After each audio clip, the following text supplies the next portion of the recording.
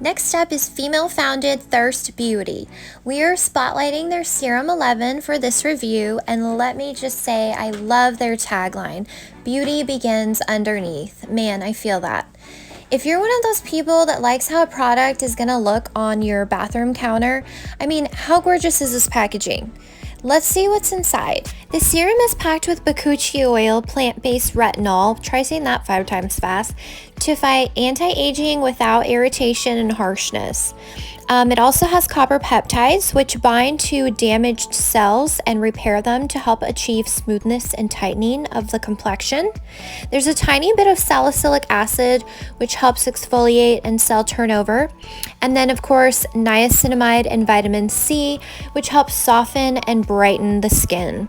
The Serum 11 has a very light lemongrass scent and a beautiful creamy texture that dries down quickly, which makes it perfect for day or night, but please do not use during the day without sunscreen. Go check them out, guys. Go support female-founded businesses. Love ya. Bye.